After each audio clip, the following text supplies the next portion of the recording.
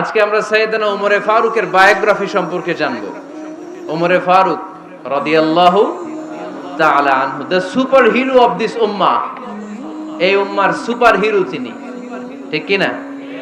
ওনার মুখের আগে লাঠি চলতো বেশি। সুবহানাল্লাহ পড়বেন না? মাঝে মাঝে লাঠি চালানোরও দরকার আছে না নাই? সাইয়েদনা ওমরে ফারুক আমাদের জন্য অনুপ্রেরণা। Is the real superhero of Muslim উম্মাহ। তিনি এই উম্মার রিয়েল সুপার হিরো। এজন্য ওনার জীবনী থেকে আমরা কিছু শিক্ষা নেওয়ার চেষ্টা করব ইনশাআল্লাহ। পড়েন সাইয়েদনা ওমরে ফারুক কিভাবে ইসলাম ধর্ম গ্রহণ করলেন, কিভাবে বিশ্বনবীর প্রাণের কলিজার টুকরা হলেন, এটা দিয়ে আমরা শুরু করি। আল্লাহ তাআলা সাইয়েদনা ওমরে ফারুকের হৃদয়ের মধ্যে 3টা ধাক্কা মেরেছেন, ঈমানের ধাক্কা।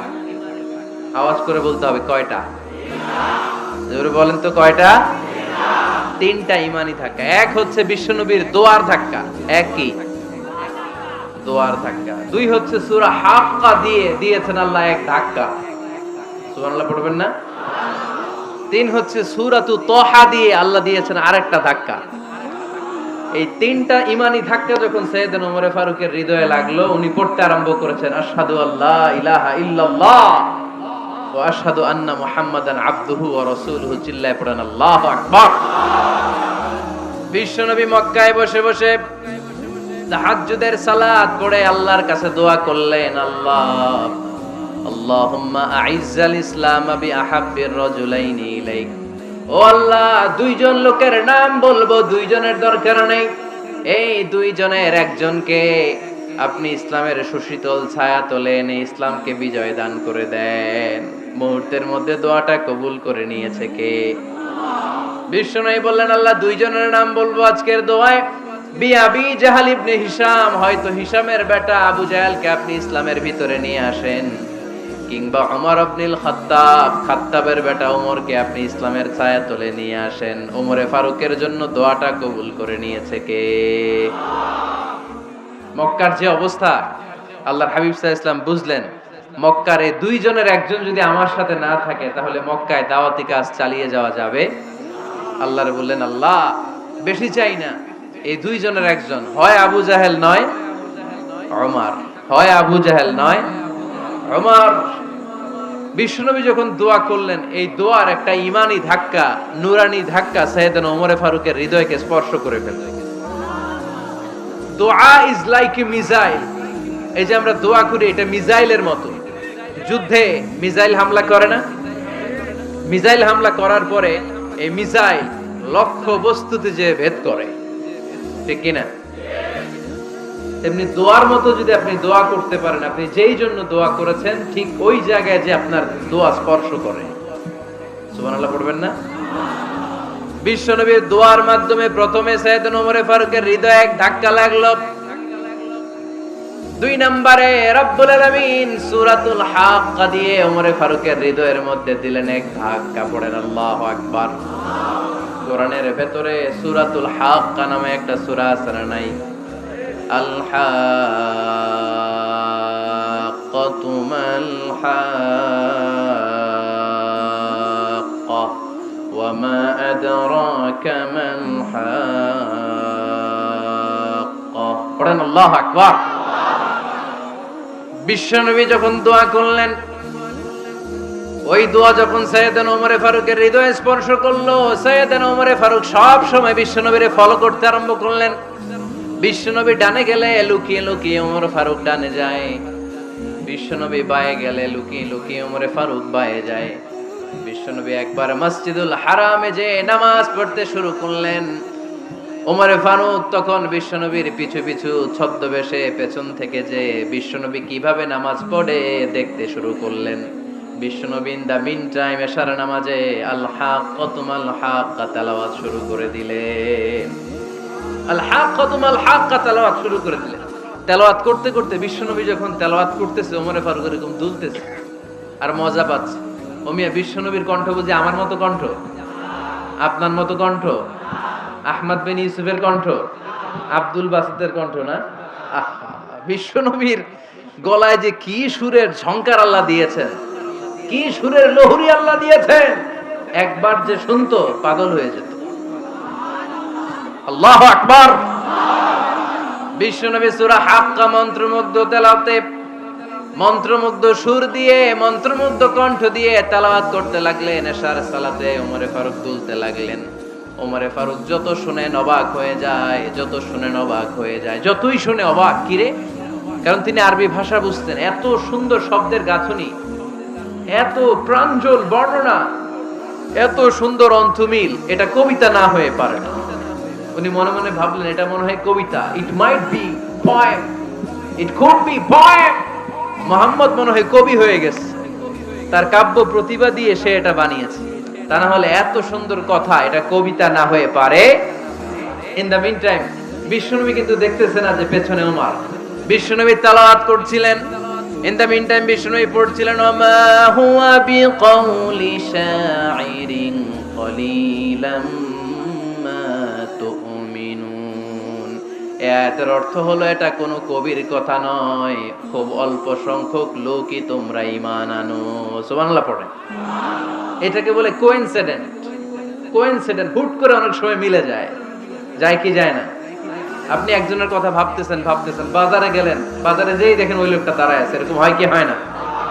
কোইন্সিডেন্ট। ওমরে ফারুক মনে মনে যেটা ভাবতেছে ওই কথা দিয়ে বিশ্বনবী তেলাওয়াত করতেছে। আল্লাহু আকবার। বিশ্বনবী যে আয়াত তেলাওয়াত করছিলেন, আয়াতের অর্থ হলো এটা কোনো কবির বানানো কবিতা না, খুব অল্প সংখ্যক লোকই তোমরা ঈমান আনো। ওমরে ফারুক আটকে উঠলেন, থমকে দাঁড়ালেন। ঘটনা কি? আমি মনে মনে ভাবলাম কি রে, এত সুন্দর কথা, এটা তো মানুষের কথা হতে পারে না, এটা নিশ্চয়ই কবিতা, কবির কথা। কিন্তু মুহাম্মদ এখন আবার পড়তেছে ওমা হুয়া বিকাউলি শাইর, এটা কোন শায়েরের, কবির কথা নয়। কলিলাম মা তুমিনুন, অল্পই তোমরা ঈমান আনো। তার মানে আমার মনে যা চলে মুহাম্মদ এটা টের পায়। মুহাম্মদ গণক। নাউজুবিল্লাহ পড়বেন না?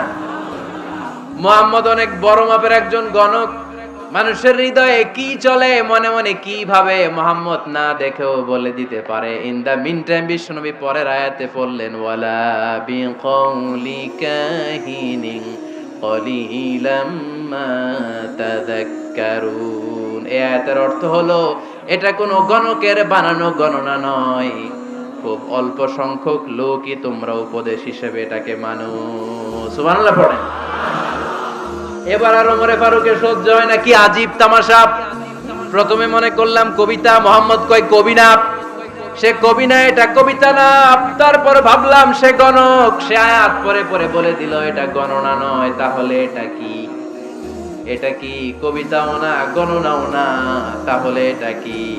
বিশ্বনবী তখন বললেন তানজিলুম মির রাব্বিল আলামিন। সুবহানাল্লাহ পড়েন। পরের আয়াত ছিল তানজিলুম মির রাব্বিল আলামিন। এটা দুনিয়ার কোন কবির বানানো কবিতা না, এটা কোন গণকের গণনা না, এটা কোন সাহিত্যিকের বানানো সাহিত্য নয়, এটা মহাবিশ্বের পরিচালক রব্বুল আলামিনের কাছ থেকে পাঠানো কিতাব কোরআন। সূরা হাক্কার ধাক্কায় ওমরে ফারুক কাইত। প্রথমে ধাক্কাটা লাগলো যে দোয়া। বিষ্ণুবী তাহাজ্জুদে কেঁদে দোয়া করলেন, আল্লাহ হয় আবু জাহেল রে দিবা, নাইলে ওমর রে দিবা। ওই দোয়া ওমরে ফারুকের হৃদয়ে ছোঁয়া লেগেছে। এরপর হাক্কা, সূরাতুল হাক্কা দিয়ে দিলে এক ধাক্কা। এই ধাক্কা খেয়ে উথাল পাথাল হৃদয়ের মধ্যে, হায় রে এ কি বাণী, এ কেমন কথা, কে মুহাম্মদ? তারপরও শয়তানের ওয়াসওয়াসা আছে না নাই? আল্লাহ বলে যতই ওয়াসওয়াসা ওমরকে দেয়া হোক, আমি ওমরে ফারুককে মুসলিম উম্মতের সেনাপতি বানিয়ে ছাড়বো, আমি সেনাপতি বানাবো। এবার 3 নাম্বার ডোজ। ডাক্তারের কাছে গেলে প্রথমে দেখবেন সিম্পল ডোজ দেয়, নরমাল ওষুধ। এটাতে কাজ না হলে ডোজ বাড়ায়, একেবারে কাজ না হলে অ্যান্টিবায়োটিক মারে, আছে না নাই? আল্লাহ প্রথমে দোয়ার ছোঁয়া লাগালেন, তারপর সূরা হাক্কা দিয়ে ধাক্কা মারলেন। এরপরে রব্বুল আলামিন বলেন এবার 3 নাম্বার ডোজ, সূরা তহা দিয়ে আমি তোমার হৃদয়টারে উজালা বানায় দেব রে ওমর। শয়তান ওদিক দিয়ে ওয়াসওয়াসা, খেলা দুই দিক থেকে চলতেছে। আল্লাহ তাআলা হেদায়েতের রাস্তায় টানছে, শয়তান জাহান্নামের দিকে টানছে। ঘোষণা দেয়া হলো মক্কায়, মুহাম্মদের মাথা কেটে এনে দিলে এত এত স্বর্ণ মুদ্রা দেয়া হবে। ওমরে ফারুক রাজি হয়ে গেলেন। নাঙ্গা তলোয়ার নিয়ে বিশ্বনবীর মাথা কাটার জন্য ছুটলেন। নাউজুবিল্লাহ পড়বেন না? বনু জাহারা গোত্রের এক লোক বলে, আইনা ইয়া আমার, কই যাও? মুহাম্মদের মাথা কাটতে যাই। আরে মুহাম্মদের মাথা কাটতে যাও? তোমার বোন ফাতিমা বিনতে খাত্তাব আর তোমার বোন জামাই সাঈদ কদ সাবাআ, এরা তো ধর্ম ত্যাগ করে ফেলছে। এটা তো আমাদের ধর্ম ত্যাগ করে মুহাম্মদের ফলোয়ার হয়ে গেছে। আগে ওমর ঘর সামলাও, পরে মুহাম্মদের মাথা কাটতে যেও। ওমরে ফারুক অবাক হয়ে গেলেন। তলোয়ার নিয়ে বিশ্বনবীর দিকে না যেয়ে নিজের বাড়ির দিকে চলে গেলেন। বিশ্বনবীর আপন বোন ফাতিমা বিনতে খাত্তাব, বোন জামাই সাঈদ আর খাব্বাব রাদিয়াল্লাহু তাআলা আনহু তিনজন মিলে সূরা তাহা তেলাওয়াত করছিলেন। পড়েন সুবহানাল্লাহ। মক্কায় লুকিয়ে লুকিয়ে দাওয়াত হতো। খাব্বাব রাদিয়াল্লাহু তাআলা আনহু একটা চামড়ার ফলকের মধ্যে সূরা তাহার কয়েকটা আয়াত এনে ওমরে ফারুকের বোন আর বোন জামাইকে শিক্ষা দিচ্ছে, ট্রেনিং দিচ্ছে। সুবহানাল্লাহ পড়েন। লুকিয়ে লুকিয়ে ওমরে ফারুক যখন ঘরে চলে আসলেন, এরা তটস্থ হয়ে গেল। সাইয়েদনা খাব্বাব বিছানার তলায় লুকিয়ে গেলেন। ওমরে ফারুক বললেন, দরজা খোলো। ফাতিমা বিনতে খাত্তাব দরজা খোলার পরে নির্মম ভাবে সাইয়েদনা ওমর রাদিয়াল্লাহু তাআলা আনহু বোনের গায়ে আঘাত শুরু করে দিল। বোন জামাইকে আহত করতে শুরু করলো আর বলতে শুরু করলো, তোরা পাগল হলি কেন? কি আছে ওই মুহাম্মাদের মধ্যে? কি জাদু নিয়ে সে এসেছে? সে যাই বলে লোকজন পাগল হয়ে যায়, সবাই তার উপর কালিমা পড়ে ঈমান এনে ফেলে। কি এমন জিনিস তোদের কাছে আছে যেটা দেখে মুহাম্মদকে তোরা ভালোবাসলি? কি আছে? কি পড়তেছিলি আমারে দেখা। ফাতেমা বলে, ইন্নাকা রিজসুন লা ইয়ামাসসুহু ইল্লাল মুতাহহারুন। ও আমার ভাই ওমর, তুমি নাপাক। তুমি কি? লা ইয়ামাসসুহু ইল্লাল মুতাহহারুন, পবিত্রতা অর্জন না করে এই কোরআন ধরা যায় না। সুবহানাল্লাহ পড়েন। ওমরে ফারুক গোসল করে আসলেন, কারণ ধাক্কা তো আগে কয়েকটা খাইছে। কথা বুঝেন নাই বোধহয়। প্রথমে দোয়ার ধাক্কা, পরে কোন সূরা দিয়ে ধাক্কা? হাক্কা দিয়ে ধাক্কা। 3 নাম্বার এখন আরেকটা ধাক্কা খাবে। গোসল করে আসলেন।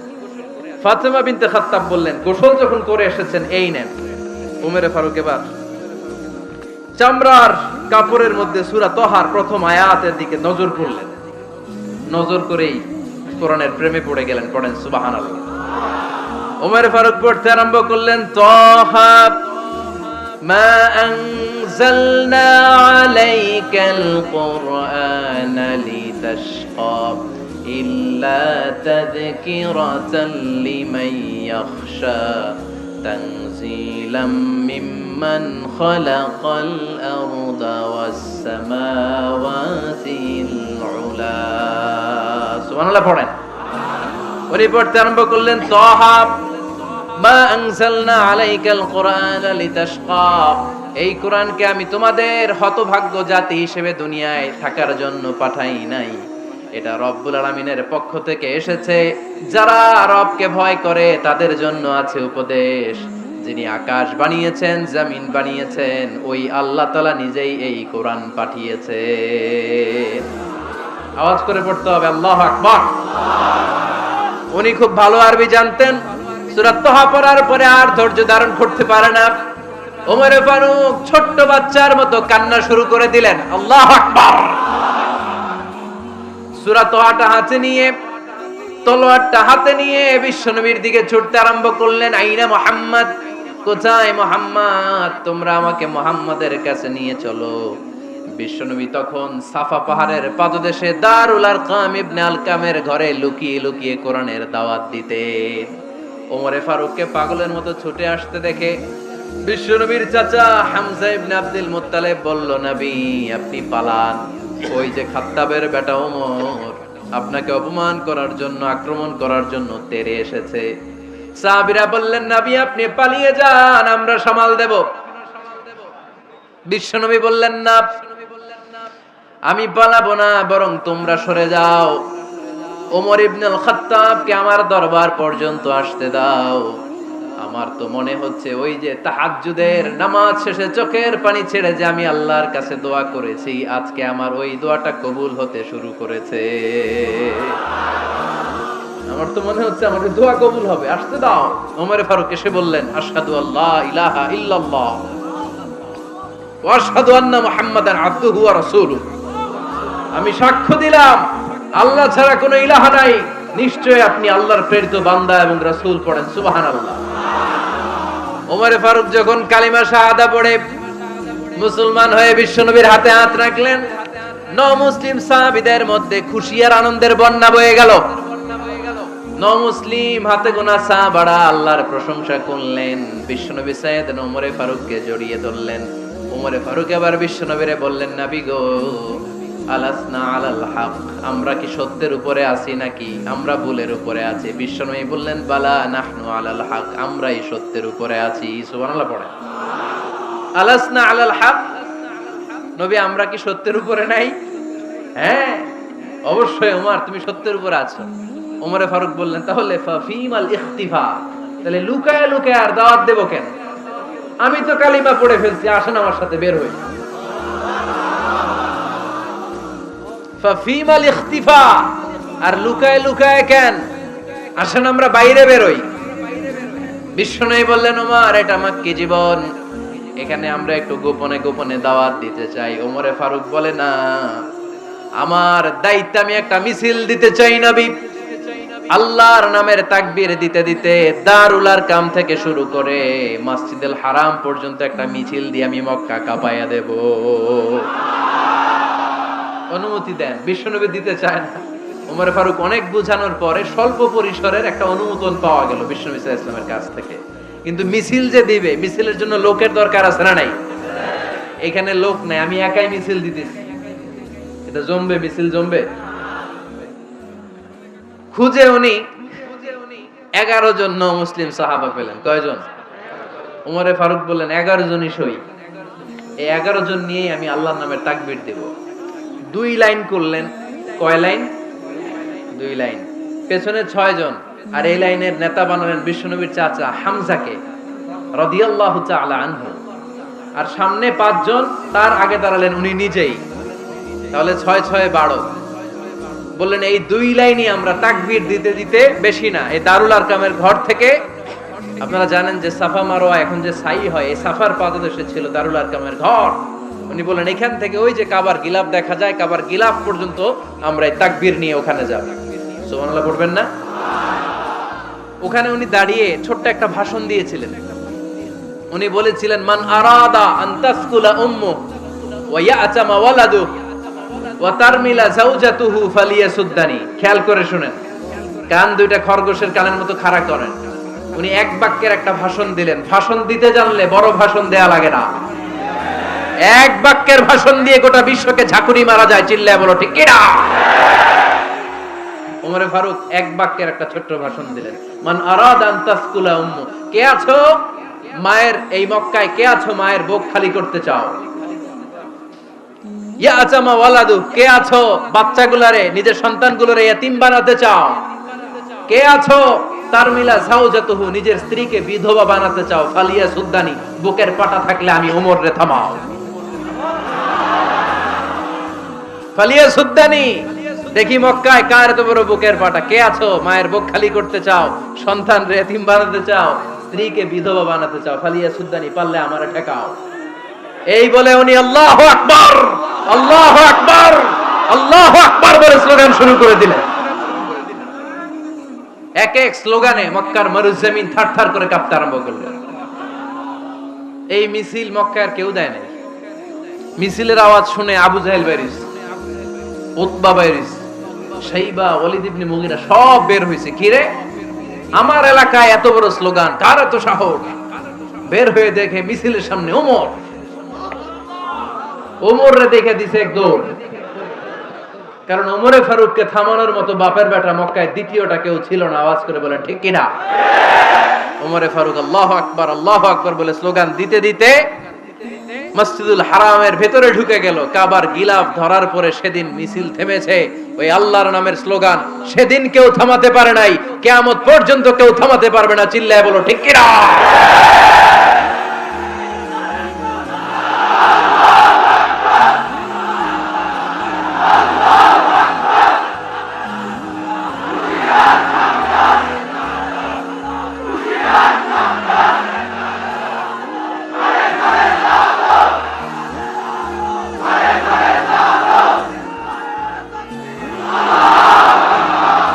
ওইরকম একটা ওমরের দরকার, আমাদের বেশি চাই না। জোরে বলেন ঠিক কিনা?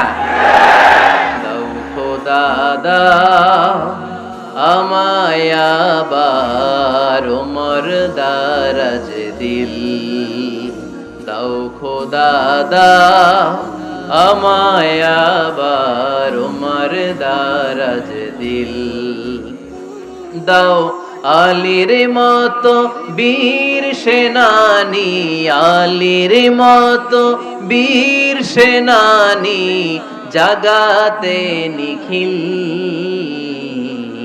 দাও খোদা দাও আমায় আবার ওমর দারাজ দিল। সুবহানাল্লাহ পড়েন। একটা ওমর লাগবে, চিল্লায় বলেন কয়টা? ওই ওমরের অপেক্ষায় বাংলাদেশ সহ গোটা মুসলিম উম্মাহ, ঠিক কি না?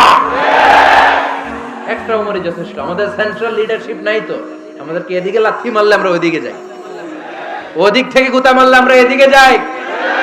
আমাদের রিপ্রেজেন্টেটিভ, আমাদের প্রতিনিধিত্ব করার মতো কোনো কেন্দ্রীয় লিডারশিপ নেতৃবৃন্দ গোটা বিশ্বে নাই, ঠিক কি না? আমরা সেই ওমরে ফারুকের অপেক্ষায়, আমরা সেই ইমাম আল মাহদির অপেক্ষায়।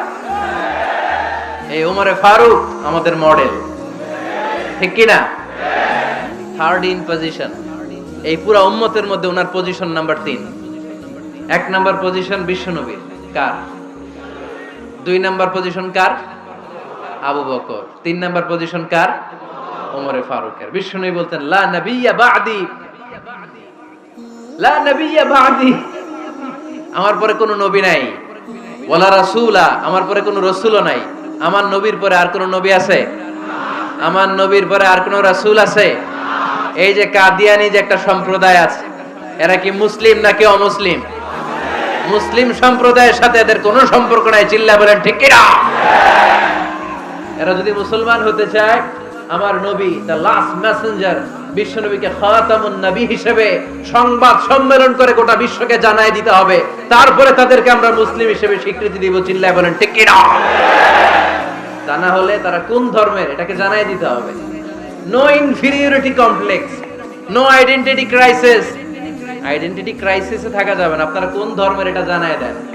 আপনারা বিশ্ব নবীরও শেষ নবী মানবেন না, আবার মুসলিম বলেও নিজেদেরকে ট্যাগ লাগাতে চাইবেন। সাধারণ মুসলমানরা এটা এই ধোঁকাবাজি মানে না, চিল্লায় বলেন ঠিক কি না? আমার নবীর পরে কোনো নবী নাই, আমার রাসূলের পরে কোনো রাসূল নাই, ঠিক কি না? আল্লাহর হাবিব বলতেন লাউ কানা বা'দি নাবিয়্যুন লাকানা উমর, তবে আমার পরে যদি নবী হওয়ার যোগ্যতা কারো থাকে, আমার ওমরের ওই যোগ্যতা আছে। সুবহানাল্লাহ পড়েন।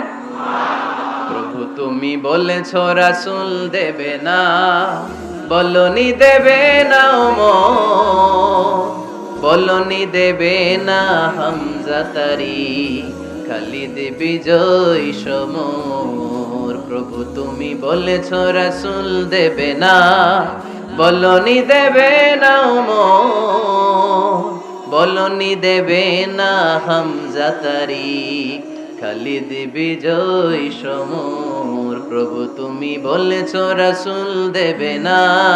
সুবহানাল্লাহ পড়েন। এজন্য আমরা একটা ওমর চাই। কয়টা? বেশি লাগবে? নেতার মতো নেতা কয়টা লাগে? জোরে বলেন কয়টা? Enough, that's enough. Omar Farooq our superhero. ওনার সাথে বিশ্বনবী সাল্লাল্লাহু আলাইহি ওয়াসাল্লামের মুসাহারার সম্পর্ক ছিল। ওমরে ফারুক যে বিশ্বনবীর শ্বশুর, এটা অনেকে জানেই না। ওমরে ফারুক রাদিয়াল্লাহু তাআলা আনহু বিশ্বনবীর শ্বশুর ছিলেন। এটা আজকে নতুন শুনছেন, কে কে হাত তোলেন? দেখছেন হুজুর? সঠিক বলছি না আমি? অনেকে আমরা জানিই না। মাশাআল্লাহ, জানতে লজ্জা নাই, শিখতে লজ্জা নাই। লজ্জা হচ্ছে অজ্ঞতায় আর মূর্খতায়, ঠিক কি না? আমরা শিখতে রাজি আছি। যে কথা বলে আমরা তার ছাত্র। আমার আগে হুজুর কথা বলতেছিলেন, আমরা ছিলাম ছাত্র।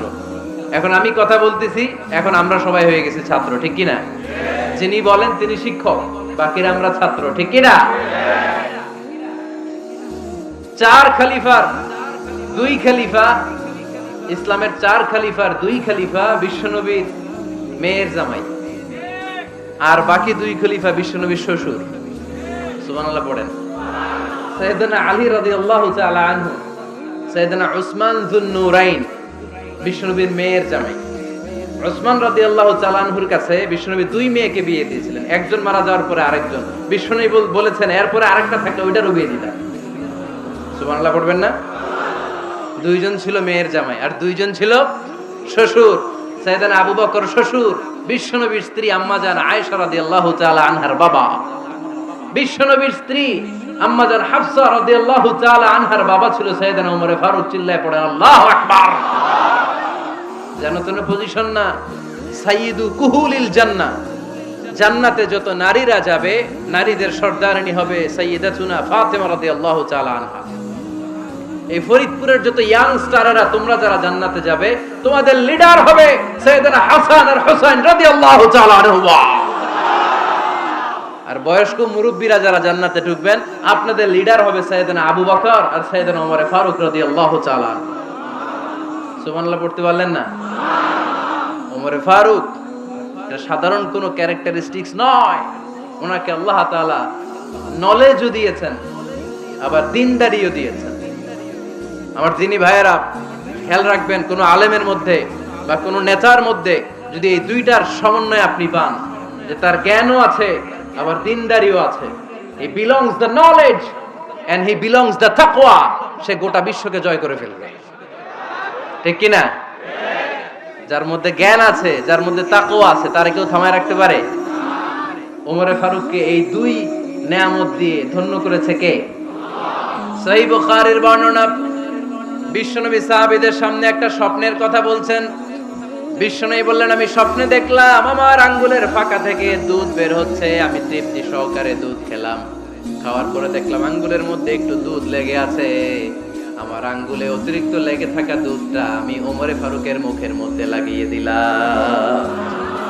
সাহাবারা বললেন, ইয়া রাসূলুল্লাহ, ইয়া হাবিবাল্লাহ, মাযা আওয়ালতা বিহি, এই স্বপ্নের আপনি কি ব্যাখ্যা করলেন? আমরা তো বুঝলাম না। বিশ্বনবী বললেন, আওয়ালতু বিহি আল ইলম, আমি এই দুধ দিয়ে জ্ঞানের ব্যাখ্যা করেছি, কারণ ওমরকে আল্লাহ যেই জ্ঞান দিয়েছে গোটা বিশ্বের কাউকে এত জ্ঞান দেয় না।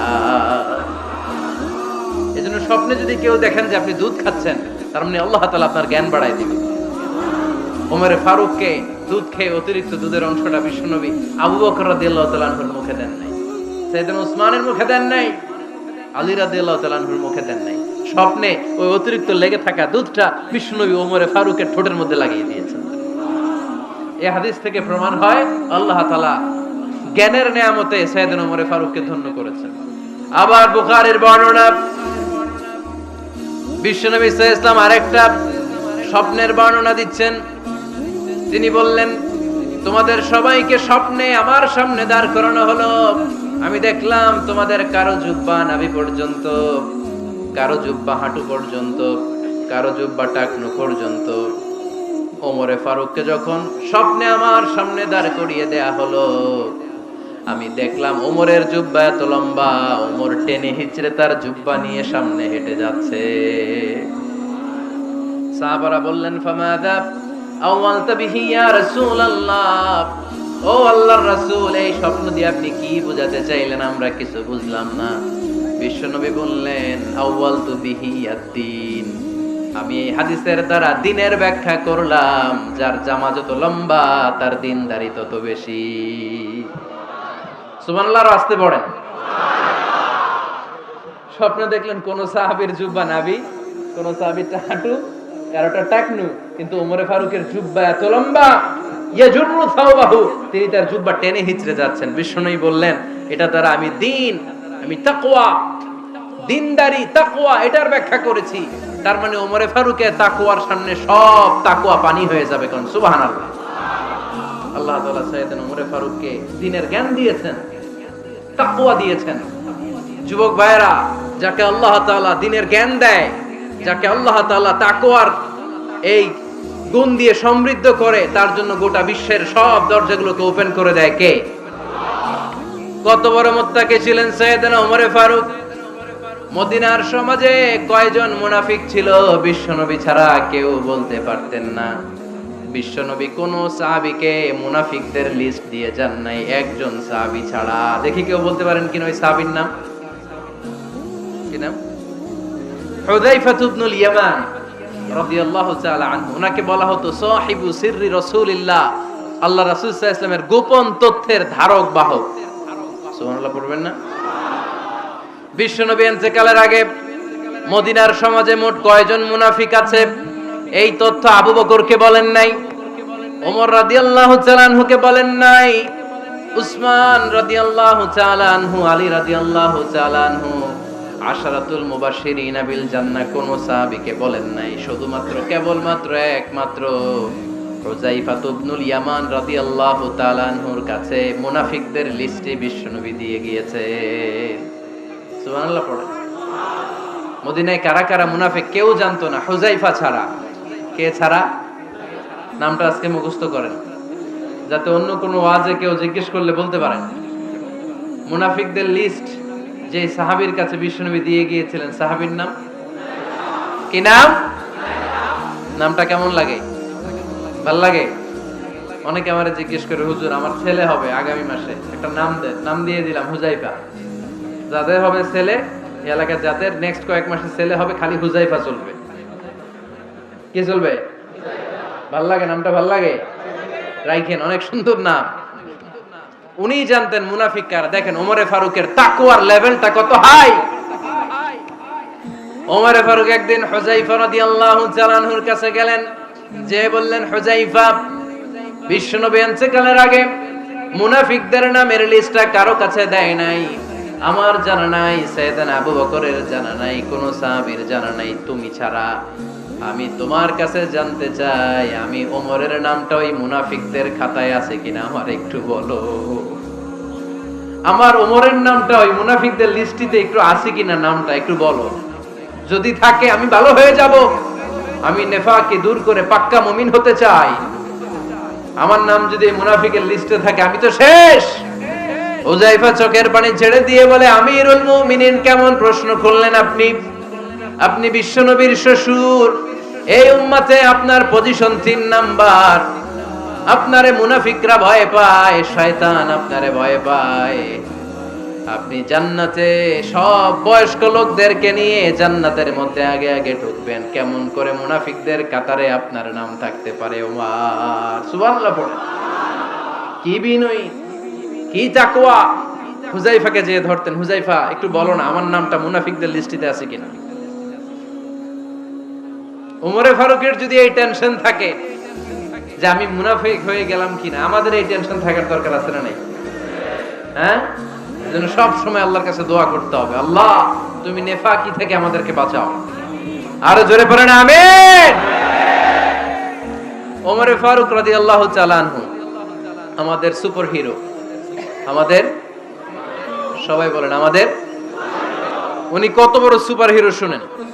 উনি জুমার খুতবা দিচ্ছেন। কি দিচ্ছেন? মসজিদে নববীতে। খুতবার মাঝখানে হঠাৎ বললেন, ইয়া সারিয়াতাল জাবাল, ইয়া সারিয়াত ইবনে জানিমিল জাবাল। এই কথা বলেই আবার খুতবা দিতে শুরু করলেন। ওনার এই ইয়া সারিয়াত ইবনে জানিমিল জাবালের সাথে আগের কথারও কোনো মিল নাই, পরের কথারও কোনো মিল নাই। জুমার নামাজের পর মুসল্লি সাহাবারা ধরলেন, বললেন, ইয়া আমিরাল মুমিনিন। খুতবার মাঝখানে হঠাৎ করে ইয়া সারিয়াত ইবনে জালিমিল জাবাল বলে আপনি চিৎকার করলেন কেন? আপনার এই বাক্যের সাথে আপনার খুতবার আগের বাক্যের কোনো মিল নাই, আপনার খুতবার পরের বাক্যেরও কোনো মিল নাই। এই কথা আপনি কারে বললেন, কারে উদ্দেশ্য করে বললেন? এই কথার তাৎপর্য কি আমাদেরকে বুঝিয়ে বলে। ওমরে ফারুক বললেন, আমি যখন খুতবা দিচ্ছি আমি দেখতে পেলাম ওই যে কয়েক মাস আগে আমি আমার মুসলিম সেনাবাহিনী পারস্যে আক্রমণের জন্য পাঠিয়েছি, বর্তমান ইরানের ওই বিশাল এলাকাতে পারস্যে আমি আমার ব্যাটালিয়ন পাঠিয়েছি। আমি হঠাৎ করে দেখতে পেলাম আমার মুসলিম বাহিনীর সেনাপতি যুদ্ধের এক পর্যায়ে তার ডানে আছে উপত্যকা, বায়ে আছে পাহাড়, সে পাহাড়ি রাস্তা ছেড়ে দিয়ে উপত্যকার দিকে যেতে শুরু করেছে।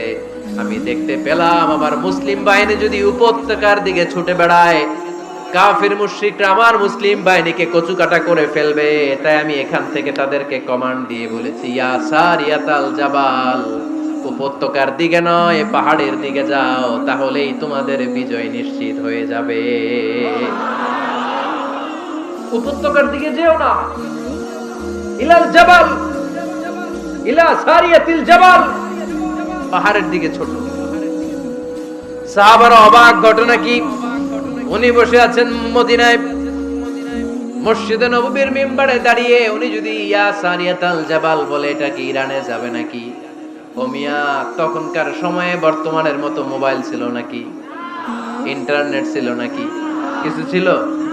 খালি মুখে আমি যদি বলি ইয়া সারিয়াতাল জাবাল, এটা ইরানে যাবে, ইন্ডিয়ায় যাবে, ঢাকায় তো যাবে না, ফরিদপুর শহরেই তো বসবে না, ঠিক কিনা? কিন্তু এটা আমিরুল মুমিনিন, বিশ্বাসী সাহাবারা বিশ্বাস করে নিল। কিছু মুনাফিক ছিল, এরা কয় না, ঝামেলা আছে, এটা তো সম্ভব না। এক কাজ করি, এই সেনাপতি যখন বিজয়ী বেশে মদিনায় ফিরে আসবে, আর আমরা ধরবো। এরা দিন গুনতে লাগলো, এই সেনাপতি মুসলিম বাহিনী নিয়ে পারস্য জয় করে কবে ফিরে আসবে। এই মুনাফিকের দলগুলো কখনো সেনাবাহিনীকে অভ্যর্থনা জানাতে যেত না, কিন্তু এইবার সবার আগে মদিনার উপকণ্ঠে যে সেনাপতিদেরকে অভ্যর্থনা জানানোর জন্য ফুল নিয়ে রেডি। ফুল নিয়ে দাঁড়ায় সেনাপতি, ঢুকার সাথে সাথে ধরছে, এই সেনাপতি কোত্থেকে আসছে? কয় পারস্য জয় করে আসছি। কয় এমন এমন দিন, জুমার দিন দুপুর বেলা যুদ্ধের মাঝখানে আমিরুল মুমিনিনের কণ্ঠের কোন কথাবার্তা শুনছো নাকি? সেনাপতি অবাক, কয় তোমরা জানলা কেমনে? শুনছি তো। সুবহানাল্লাহ পড়বেন না? আমরা যুদ্ধে একটা ভয়ঙ্কর অবস্থার মধ্যে ছিলাম, পেছন থেকে শত্রুরা আমাদেরকে আক্রমণ করতে শুরু করে দিল। ডানে যাব না বায়ে যাব, সামনে যাব নাকি পেছনে যাব, রাস্তা খুঁজে পাচ্ছি না। ডান দিকে ছিল আমাদের উপত্যকার রাস্তা, বাঁ দিকে ছিল পাহাড়ি পথ। আমরা সোজা পথ হবে মনে করে উপত্যকার দিকে ছুটতে আরম্ভ করলাম। হঠাৎ করে আমিরুল মুমিনিনের কণ্ঠ বজ্র কণ্ঠে আমার কানের মধ্যে ভেসে আসলো। আমার মনে হলো আমিরুল মুমিনিন কেমন যেন আমাকে কমান্ড দিচ্ছেন আর বলছেন, ইয়া সারিয়াতাল জাবাল, ডান দিকে উপত্যকার পথে নয়, তাড়াতাড়ি পাহাড়ের দিকে সৈন্য বাহিনী নিয়ে উঠে যা। পাহাড়ের দিকে, ডানে না, this is wrong track and this is the right track. ওই দিন যদি ওমরে ফারুকের ওই গাইডলাইন, আমিরুল মুমিনিনের কমান্ড যদি আমি না শুনতাম, আজকে বিজয়ের বেশে ফিরতেও পারতাম না, আমাদের চেহারাও তোমরা দেখতে পেতে না। ওমরে ফারুকের ওই কমান্ড, ওই গাইডলাইন অদৃশ্য থেকে শোনার কারণে এই পারস্যের মধ্যে আমাদেরকে সেই যুদ্ধে বিজয় দান করেছে কে? দিস ইজ ওমরে ফারুক, দিস ইজ ওমরে ফারুক। বিশ্বনবী বলছেন, ওমর, মা লাকিয়াকা শাইতানু সালিকান ফাজ্জান ইল্লা সালাকা ফাজ্জান গায়রা ফাজ্জিক। ওমর, শয়তান ইবলিস যদি তোমার কোনো রাস্তা দিয়ে হাঁটতে দেখে, শয়তান ওই রাস্তা রেখে দিয়ে অন্য রাস্তা দিয়ে হাঁটে। সুবহানাল্লাহ বাড়িতে যায় বললেন। কে বলতেছে? বিশ্বনবী। কার ব্যাপারে? ওমরে ফারুকের ব্যাপারে। শয়তান যদি দেখে যে ওমরে ফারুক এই রাস্তা দিয়ে হাঁটতেছে, শয়তান ওই রাস্তা রেখে দিয়ে অন্য রাস্তা দিয়ে হাঁটে। সুবহানাল্লাহ পড়েন। রাত্রিবেলা আমরা আমাদের বাচ্চা ছেলে মেয়েদেরকে যখন খাওয়াই, বাচ্চারা খেতে চায় না, এরকম হয় আপনাদের ফরিদপুর এলাকায়? হ্যাঁ, এই এলাকায় হয় নাকি? খেতে চায় না বাচ্চারা, এই চকলেট দেখায়া, এই মিনা কার্টুন দেখায়া, এইটা সেইটা, এগুলো সেগুলো বলে, গল্প টল্প বলে ভুলায়া খাওয়ানো লাগে, তাই না? তারপরও খায় না। আমারও ছোট মেয়ে আছে, খেতে চায় না, এইটা সেইটা এমনি সেমনি খাওয়ানো লাগে। তো শেষে না পেরে মা বাবা বলতে বাধ্য হয়, ওই যে ভূত আসতেছে, ভূত, তাড়াতাড়ি তাড়াতাড়ি খাও, নাহলে যে ভূত ধরবে তোমারে। ওই যে বাঘ আসতেছে, বাঘ, তাড়াতাড়ি খাইলে নাহলে বাঘে কামড়াবে। বলি না আমরা? আপনারা কি বলেন? ভূত। আর কি বলেন? হ্যাঁ হ্যাঁ, আচ্ছা, এক এক জায়গায় এক একটা আমরা বলি, ভূত আসবে, বাঘ খাবে, ভাল্লুক খাবে, তাড়াতাড়ি খাও। মদিনাতে যখন ওমরে ফারুক আমিরুল মুমিনিন, মদিনার মায়েরাও বাচ্চাদেরকে খাওয়াতে পারতো না, ছোট্ট মেয়েদেরকে খাওয়াতে পারতো না, খাওয়া নিয়ে যন্ত্রণা করতো। বাচ্চারা যখন মদিনায় খেতে চাইতো না রাত্রি বেলায়, মদিনার মায়েরা বলতো, তাড়াতাড়ি খাও, হা হুয়া ইয়াতি ওমর, হা হুয়া ইয়াতি উমর, তাড়াতাড়ি খা, নাইলে ওই যে ওমর আসতেছে। Omar, this is our superhero সাইয়েদনা উমর ফারুক রাদিয়াল্লাহু তাআলা। শুধু শয়তানি ভয় পেত না, মুনাফিকরাও ভয় পেত, জমের মতো ভয়। শুধু তাই না, আমাদের আম্মাজান বিষ্ণু ইসা ইসলামের স্ত্রীরাও ওমর ফারুককে ভয় পেতেন। সুবহানাল্লাহ কইবেন না? মাঝে মাঝে বিষ্ণু ইসা ইসলামের সাথে আম্মাজান আয়েশার ঝগড়া হতো না? আপনাদের ফ্যামিলিতে ঝগড়া হয়? হয় না? হয় না? কার কার দেখি? ওরে আল্লাহ, অনেক আল্লাহর ওলি আছে তো এই জায়গায়। ঝগড়া হয় না? কি কথা কয়, ঝগড়া হয় না বলে? বিশ্বনবীর ফ্যামিলিতে ঝগড়া হয়, আপনার ফ্যামিলিতে হয় না? মিষ্টি ঝগড়া। আর ও বিয়েই করে নাই।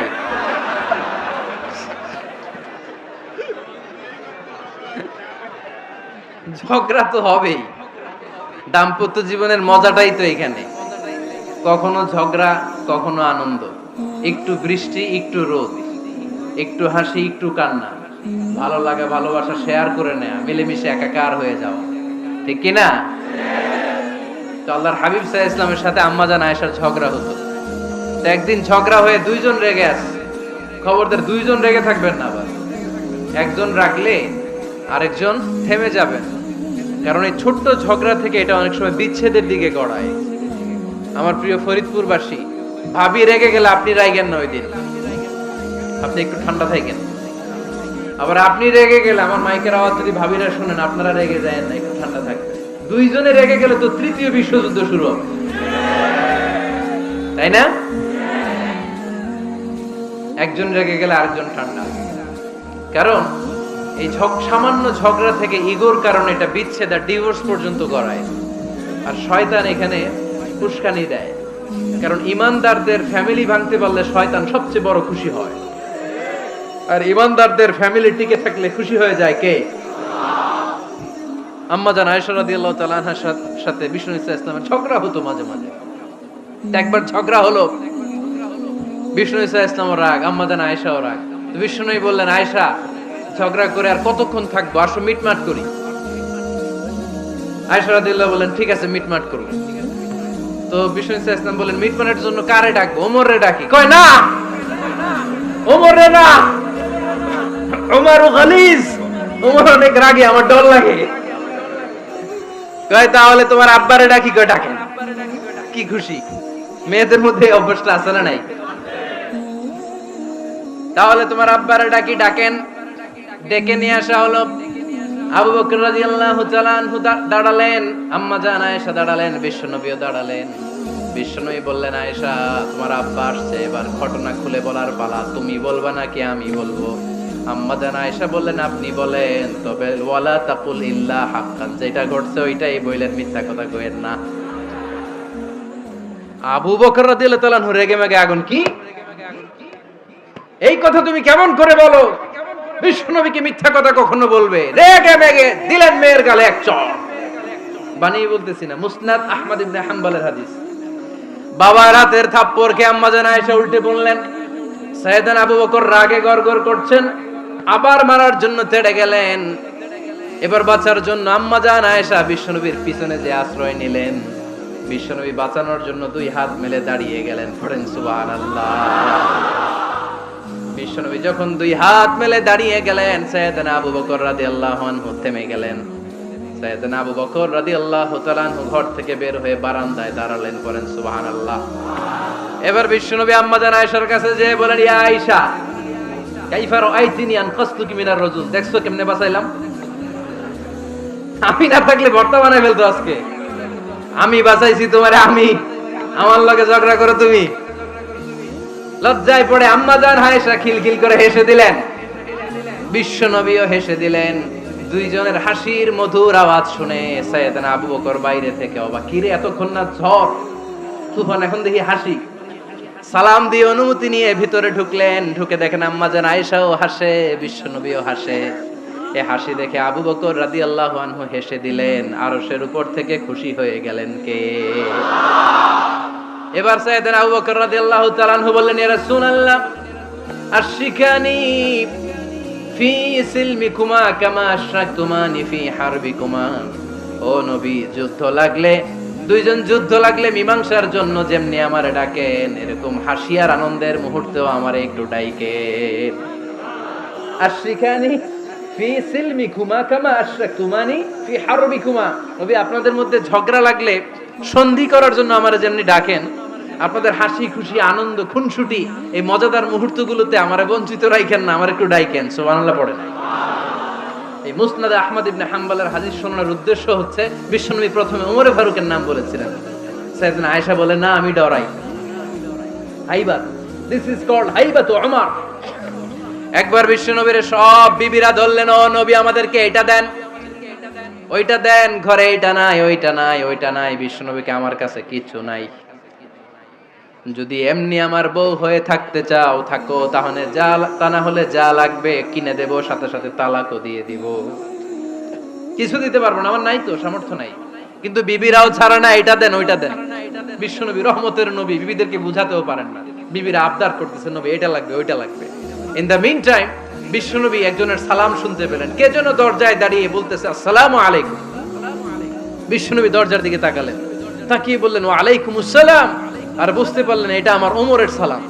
সালাম দেওয়ার পরে বিবিদের দিকে তাকায় দেখে একজন বিবিও নাই, সব অন্দর মহলের ভিতরে দৌড়। সুবহানাল্লাহ পড়তে পারলেন না? This is our super hero Omar. এরকম ওমর একটা লাগবে, চিল্লায় বলেন, কয়টা? একটা ওমর গোটা বিশ্বকে সোজা করে দিবে। একটা ওমর সবল আর দুর্বলের সব পার্থক্য দূর করে দিবে। মাজলুমের উপর জালিমের অত্যাচারের অবসান ঘটায় দিবে। গোটা বিশ্বটাকে সাম্য, মৈত্রী, ভালোবাসার ইনসাফ দিয়ে পরিপূর্ণ করে দিবে। সেই উমরের অপেক্ষায় আমরা। নিজের ছেলেকে 80টা বেত মেরেছেন। কয়টা? 80টা বেত মেরেছে। এই ব্যাপারে অনেকগুলো বর্ণনা পাওয়া যায়। সবচেয়ে সহিহ বর্ণনা হচ্ছে মুয়াত্তা ইমাম মালিকের বর্ণনা। ওমরে ফারুক রাদিয়াল্লাহু তাআলা আনহুর ছেলে আব্দুর রহমান, মারুফুন বিআবি শাহমা, ছিলেন মিশরে। ওখানে নাবিজ খেয়েছিলেন। নাবিজ হচ্ছে আরব দেশের লোকেরা দুধের মধ্যে শক্ত খুরমা রাত্রেবেলা ঢেলে দিত। ঢেলে দিলে সারা রাত ওই খুরমার রসটা দুধের সাথে মিশে দুধটা লাল হয়ে যেত। এটারে সকালবেলা খেত, খুব সুস্বাদু। এটাকে বলে নাবিজ। কিন্তু এটা রাতে ভিজাইলে সকালেই খাইতে হয়, রেখে দিলে আবার একটু সমস্যা হয়। এটা অনেকটা তারির মতো হয়ে যায়, মাতলামি চলে আসে। তো ওমরে ফারুকের ছেলে নাবিজ খেয়েছেন, মদ খাননি, নাবিজ। কিন্তু নাবিজ খাওয়াতে সাকরান চলে এসেছে। সাকরান চলে আসাতে এটা যখন প্রমাণিত হয়েছে, আমর ইবনে আস রাদিয়াল্লাহু তাআলা আনহু নাকি 80 বেত মেরেছেন মিশরে। কয় বেত? নিয়ম হচ্ছে সবার সামনে, কিন্তু সবার সামনে না মেরে একটু গোপনে মেরেছে। এই তথ্য যখন ওমরে ফারুকের কাছে এসেছে, উনি বললেন, না, মারতে হবে সবার সামনে, আলাদা মারলা কেন? ও মদিনায় ফিরে আসলে আমি আবার 80টা মারব। মদিনায় ফিরে আসার পরে সাইয়েদনা ওমরে ফারুক ওই আগের 80টারে আর ধরেন নাই, নিজ হাতে আবার 80টা বেত মেরেছেন। এই বেত মারার 1 মাস পরে এই আবু শাহমা ইন্তেকাল করেছে। অনেক ঐতিহাসিক বলে এই বেতের আঘাতে মরেছে, কেউ কেউ বলেছে নিজের রোগের কারণে মরেছে। কিন্তু দিস ইজ দ্য ইনসাফ সিস্টেম অফ ওমর। নিজের ছেলে বলে ছেড়ে দেয় নাই। এখন নিজের ছেলে হইলে 7 খুন মাফ, নেতার ছেলে হইলে 10 খুন মাফ, এলাকার মোড়লের ছেলে হইলে 10 খুন মাফ। নো পার্সিয়ালিটি ইন ইসলাম। ইসলামে পার্সিয়ালিটি নাই। আপনি নেতার ছেলে হন, আপনি বিজনেস ম্যাগনেটের ছেলে হন, আপনি যেই হন না কেন, ইসলামের দৃষ্টিতে সবাই সমান। চিল্লায় বলেন ঠিক কিনা? বনু মখজুমিয়া গোত্রের এক নারী চুরিতে ধরা পড়ল। সাহাবারা বললেন, নবী, মদিনার সবচেয়ে ভেরি প্রেস্টিজিয়াস এন্ড ডিগনিফাইড ফ্যামিলির মেয়ে, আপনি হাত কাটেন না, কারণ ইসলামের নিয়ম চুরি করলে কি কেটে দাও। বিশ্বনবী বললেন, বলো কি? হাত না কাটার জন্য তোমরা আমাকে রেকমেন্ড করছো? এটা আল্লাহর আইন। পৃথিবীর কেউ রেকমেন্ড করলো শোনার ক্ষমতা আমার নাই, কারণ আইনটা দিয়েছে কে? লাউ কানাত ফাতিমাতু বিনতি মুহাম্মাদিন সারাকাত লাকাতা মুহাম্মাদুন ইয়াদাহা। আরে বনু মাকসুমিয়া মেয়ে তো দূরের কথা, আমার কলিজার টুকরা ফাতেমাও যদি আজ চুরিতে ধরা পড়তো, তার হাত কেটে দিতে আমি 1 মিনিটও দেরি করতাম না। দিস ইজ ইসলাম। এই হচ্ছে ওমরে ফারুকের মানাকিব। এরকম ওমরে ফারুক কয়টা লাগবে? আওয়াজ করে বলতে হবে, কয়টা লাগবে? একটা লাগবে। এই সাইয়েদনা ওমরে ফারুক মদিনার প্রথম চিফ জাস্টিস ছিলেন। সর্বপ্রথম উনার পরামর্শে সাইয়েদনা আবু বকর রাদিয়াল্লাহু তাআলা আনহু কোরআনকে সংকলন করেছেন। আমরা এই যে কোরআন পড়ি 30 পারা, এমদাদিয়া লাইব্রেরির 114টা সূরা, কত সুন্দর সন্নিবেশ করা হয়েছে, এখানে সাজানো হয়েছে। আল্লাহর হাবিব সাল্লাল্লাহু আলাইহি ওয়াসাল্লামের সময় কি এরকম কোরআন ছিল নাকি? ছিল? খেজুর পাতার মধ্যে, গাছের বাকলের মধ্যে, ওটের বড় হাড্ডির মধ্যে আর পাথরের মধ্যে খোদাই করা কোরআন ছিল। সাইয়েদনা আবু বকরের সময় রাদিয়াল্লাহু তাআলা আনহুর সময় যুদ্ধ হলো, 70 জন হাফেজ সাহাবী ইন্তেকাল করলেন। সাইয়েদনা আবু বকর রাদিয়াল্লাহু তাআলা আনহুকে ডেকে ওমরে ফারুক বললেন, ও আবু বকর, এইভাবে হাফেজে কোরআন সাহাবীরা যদি দুনিয়া থেকে বিদায় হয়ে যায়, আল্লাহর কোরআনও তো বিদায় হয়ে যাবে। আমার পরামর্শ হলো আপনি সব বয়োজ্যেষ্ঠ সাহাবীদেরকে একসাথে করে কোরআনের সব কাগজগুলোকে একসাথে করে একটা নির্ধারিত কপির মধ্যে কোরআনকে সংকলন করে ফেলে। সাইয়েদনা আবু বকর বললেন, যেটা আমার নবী করে না, এটা আমি কেমনে করি? কিন্তু ওমরে ফারুক নাছোড়বান্দা বলে না, এটা করলে কোনো খারাপ হবে না, ভালোই হবে। মুসলিম উম্মার জন্য এক জায়গায় কোরআন সন্নিবেশিত থাকবে, আপনি করেন। সাইয়েদনা আবু বকর রাজি হয় না, ওমরে ফারুকও ছাড়ে না। ওমরে ফারুক বলতে বলতে বলতে বলতে এমন ভাবে সাইয়েদনা আবু বকর রাদিয়াল্লাহু তাআলা আনহুকে ধরলেন, সব শেষে সাইয়েদনা আবু বকর ওমরে ফারুকের কথায় কোরআন সংকলনে রাজি হয়ে গেলেন। পড়েন সুবহানাল্লাহ। উনি বললেন, ওমর যখন আমাকে বারবার বুঝাতে লাগলো, আল্লাহ তাআলা আমার হৃদয়টা ওমরের কথা শোনার জন্য খুলে দিলেন। আল্লাহ তাআলা কেমন যেন আমাকে ইলহাম করলেন, আবু বকর করো, এই কাজের মধ্য দিয়ে আমি আমার কোরআনকে গোটা বিশ্বে জীবিত রেখে দেব। This is Umar. এই যে আমরা হিজরি সনের যে আমরা গণনা করি, এই হিজরি সনের প্রবর্তক হচ্ছে সাইয়েদনা ওমরে ফারুক। সুবহানাল্লাহ নাই? আপনাদের মনোযোগ আছে না গেছে? কই ঘুমায় গেলেন মনে হয়? তাকবীর দেন তো একজন আওয়াজ করে।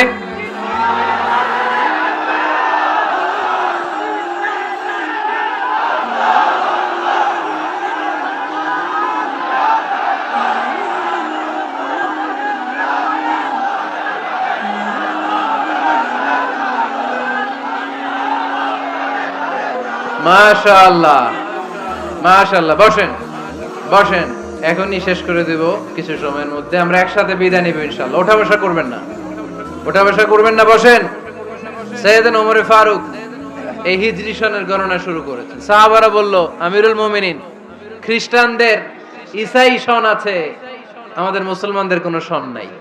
আমাদের একটা সন থাকলে আমাদের জিজিয়া নিতে, আমাদের যাকাতের টাকা উত্তোলন করতে অনেক সুবিধা হবে। ওমর ফারুক বললেন, তাহলে কোন সালকে হিজরি, কোন সালকে মুসলিম সাল হিসেবে আমরা ঘোষণা দিতে পারি? একজন বলল, আমার নবী যেই সালে জন্মগ্রহণ করেছেন ওই সালে। ওমর ফারুক বললেন, না, আমার নবীর জন্ম আমাদের জন্য খুশির দিন, কিন্তু এটা আমাদের জন্য প্রেরণা নয়। প্রেরণা নবীর কাজে, ঠিক কিনা? আরো কিছু সাহাবারা বলল, তাহলে যেই সালে আমার নবী ইন্তেকাল করেছে ওইটারে প্রথম সাল ধরেন। ওমর ফারুক বললেন, না, যেদিন তিনি ইন্তেকাল করেছেন এটা আমাদের দুঃখের দিন, এটা আমাদের প্রেরণা নয়। আমাদের প্রেরণা হচ্ছে বিশ্বনবীর ত্যাগ, তিতিক্ষা আর কাজের মধ্য দিয়ে। জোরে কোন ঠিক কিনা? ওমর ফারুক বললেন, যেদিন বিশ্বনবী ইসলাম রক্ষায় নিজের মাতৃভূমি ছেড়ে মক্কা থেকে মদিনায় গিয়েছেন, ওই দিনটাকে হিজরি প্রথম দিন ধরে আমরা হিজরি সাল গণনা করে শুরু করে দেব। ওইটাই হচ্ছে হিজরি সন। সেখান থেকে হিজরি সনের প্রবর্তন করেছেন সাইয়েদনা ওমর ফারুক রাদিয়াল্লাহু তাআলা আনহু। এই যে স্টেট গভর্নমেন্ট, এই যে প্রিজন, জেলখানা, ক্যান্টনমেন্ট, সচিবালয়, গণভবন, বঙ্গভবন, মুক্তিযোদ্ধাদের ভাতা, রাষ্ট্রীয় ভাতা, এই সব নিয়ম কানুন সাইয়েদনা ওমর ফারুক তার রাষ্ট্রীয় আমলে তিনি নিজে করেছেন। চিল্লায় পড়েন আল্লাহু আকবার। মুসলমানদের আলাদা কারেন্সি, নিজস্ব মুদ্রা ব্যবস্থা নিজে চালু করেছেন। সৈনিকদের মধ্যে যারা বিবাহিত, প্রতি 6 মাস অন্তর অন্তর 1 মাসের ছুটি কাটাতে তারা ফিরে আসবে, সাইয়েদনা ওমর ফারুক চালু করেছেন। চিল্লায় আওয়াজ করে পড়েন আল্লাহু আকবার। এই যে আমরা 20 রাকাত সালাতুত তারাবি পড়ি রমাদানে, করেন না আপনারা? এটা সাইয়েদনা ওমর ফারুক চালু করেছে। সুবহানাল্লাহ পড়তে পারলেন না? কোরআনে মোট 22টা আয়াত আছে যেখানে সাহাবারা ইনডিসিশনে ভুগছিলেন। বিশ্বনবীর মত একটা, ওমরে ফারুকের মত আর একটা। এই 22 জায়গায় আল্লাহ তাআলা বিশ্বনবীর মতের পক্ষে আয়াত নাজিল না করে ওমরে ফারুকের মতের পক্ষে কোরআনের আয়াত নাজিল করেছে। আওয়াজ করে পড়েন আল্লাহু আকবার। এদিকে উঠলেন কেন আপনারা? যারা উঠছেন আমার দিকে তাকান।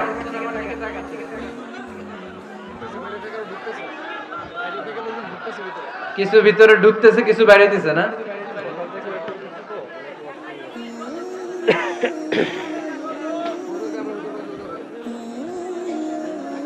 সাইয়েদনা ওমর ফারুক।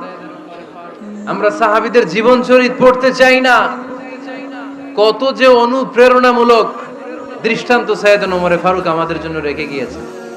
ওমর ফারুক যখন খলিফা, দিনের বেলায় যদি রাষ্ট্রে কোনো নিয়ম জারি করতেন, দিনের বেলায় জনগণকে কোনো বিষয়ে যদি নিষেধ করতেন, রাত্রে বেলায় খাওয়ার সময় ফ্যামিলি মেম্বারদের সবাইকে বলতেন, এই দিনের বেলা আমি জনগণকে এই কাজ করতে নিষেধ করেছি, তোমরা আমার ফ্যামিলি মেম্বার, খবরদার তোমরা এই কাজ করো না।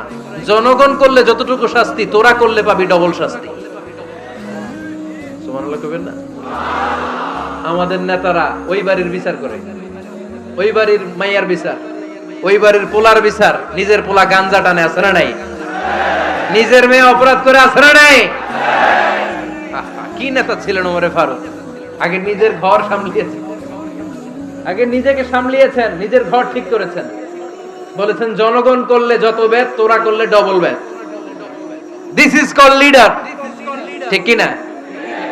এক বাবা এসে বললেন, ওমর ফারুক আমার ছেলে কথা শুনে না, বেয়াদব। ওমর ফারুক ছেলেরে ডাকলেন, বাবা তুমি তোমার আব্বাজানের কথা শোনো না, এটা তো কবিরা গুনাহ। ছেলে বলে, ওমর ফারুক সব দায় দায়িত্ব আল্লাহ ছেলে মেয়েদেরকে দিয়েছে, বাবা মাকে কোনো দায়িত্ব দেয় নাই। ওমর ফারুক বললেন, অবশ্যই দায়িত্ব দিয়েছে। তাহলে বলেন আমার বাবার দায়িত্ব কি? উনি বললেন, প্রাইমারিলি প্রথমত 3 দায়িত্ব। আইয়ান তাকিয়া উম্মাহ, পৃথিবীর প্রতিটি বাবার উচিত ছেলেদের মেয়েদের জন্য ভালো মায়ের ব্যবস্থা করা। 2 নম্বরে আইয়ুহসিনা ইসমা, সুন্দর তার একটা নাম রেখে দেয়া। 3 নাম্বার ইউআল্লিমাহুল কিতাব, তার আল্লাহর কিতাব শিক্ষা দেওয়া। এবার ছেলেকে আমার আব্বা 3টার একটাও করে নাই। এবার ওমর ফারুক রেগে গেলেন, বাবার কাঁধে ধরলেন, বললেন তুই ছেলের জন্য বিচার নিয়ে আসলি, তোর 3টা দায়িত্বের একটাও তুই পালন করিস নাই। ছেলে বলে, আমিরুল মুমিনিন আমার মা নর্তকী, আমার মা মাজুসি, আমার মায়ের মধ্যে কোনো আদব কাদব নাই, সুন্দরী দেখে আমার মারে বাবা বিয়ে করছে, আমার মায়ের কাছ থেকে জীবনে কিছু শিখি নাই।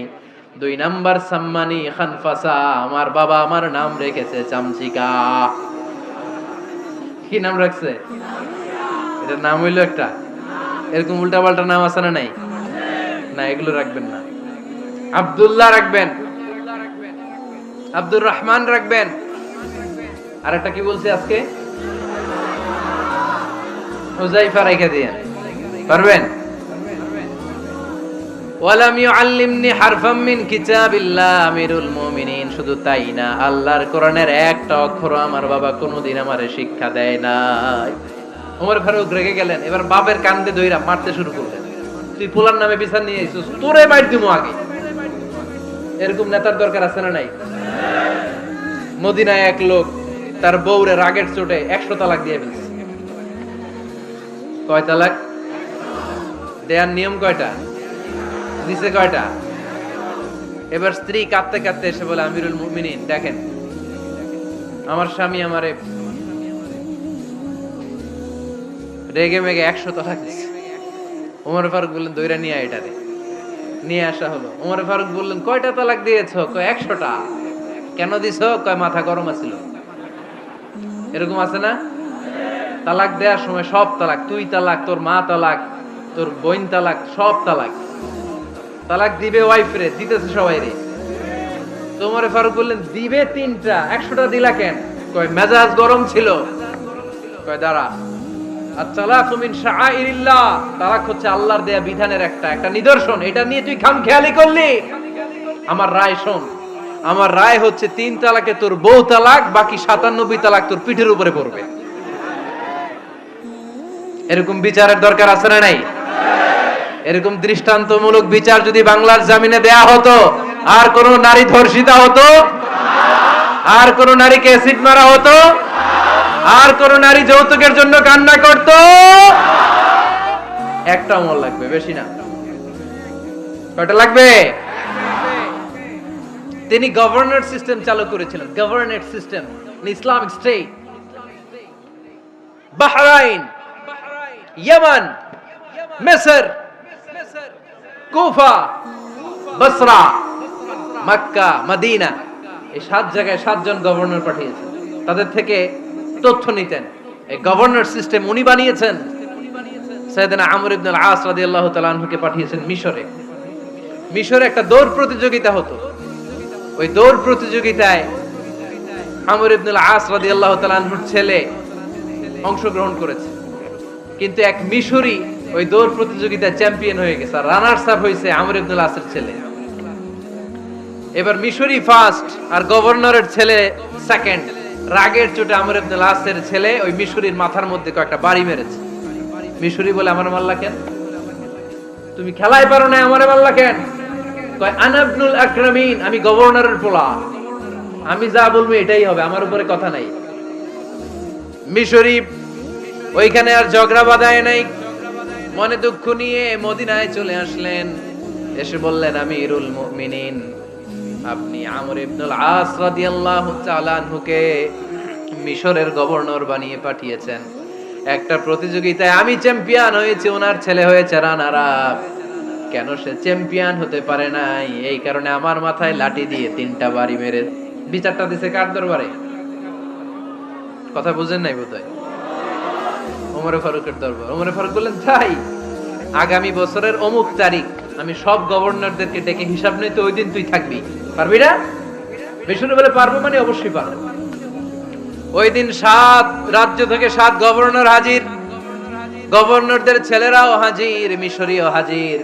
7 গভর্নরের কাছ থেকে 7 এলাকার খোঁজ খবর নেয়ার পরে ওমরে ফারুক বললেন, আইনাল মিসরি, মিশরি লোকটা কই, এদিকে আয়। মিশরি সামনে আসার পরে বলল, আমর ইবনুল আস, তুমি মিশরের গভর্নর, তোমার ছেলে সহ তুমি আসো। আমর ইবনুল আস এসে সামনে বসে রইলেন। এবার বললেন, ও আমর ইবনুল আসের ছেলে, তুমি নাকি ইবনুল আকরামিন গভর্নরের ছেলে, তুমি যা বলবা মিশরে নাকি তাই হবে, তোমার নাকি অনেক দাপট। নিজে একটা লাঠি এনে মিশরীর হাতে দিয়ে বলল, এবার তোর মাথায় যতটা মারছে তুই ততটা গুনে গুনে মার, আমি দেখবো। আমর ইবনুল আস দেখবে, আমর ইবনুল আসের ছেলেরে তুই এখানে মার। সে বলতেছে, থাক, আপনি বলছেন এতেই যথেষ্ট, মারা লাগবে না, আমি মাফ করে দিলাম। ওমরে ফারুক বলল, খবরদার, মার, মার ওর মাথার মধ্যে। মিশরি ওমরে ফারুকের ধমক শুনে ভয়ে ভয়ে 3টা বাড়ি মারল। এই বাড়ি মারা দেখেও ওমরে ফারুকের হৃদয় ঠান্ডা হয় নাই। লজ্জায় আমর ইবনুল আস, বয়স হয়ে গিয়েছে সাহাবা, মাথা তখন টাক, মাথায় চুল নাই, লজ্জায় মাথাটা হেট হয়ে মাথাটা নিচু করে রেখেছে। এবার রাগের চোটে ওমরে ফারুক বললেন, এবার আমর ইবনুল আসের টাক মাথার মধ্যে একটা মার। মার! কেন ছেলেকে শিক্ষা দিতে পারে নাই? ইয়া আমর ইবনুল আস, মাতা জাআলতুমুন নাস আবিদা, তোমরা কখন মিশরীদেরকে নিজেদের দাস বানায় নিলা? ওয়াকাদ ওয়ালাদাতুম উম্মুহুম আহরারা, আর ওদের মায়েরা তো ওদেরকে স্বাধীন সন্তান হিসেবে প্রসব করেছে। মানুষদের উপর ক্ষমতাগিরি করার জন্য গভর্নর পাঠাই নাই।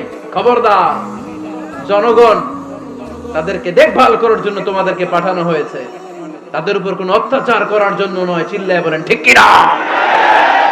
এরকম নেতা কয়টা লাগবে? কয়টা? ওই নেতার নাম কি? ওমর। হ্যাঁ, হুয়া ইয়াতি ওমর।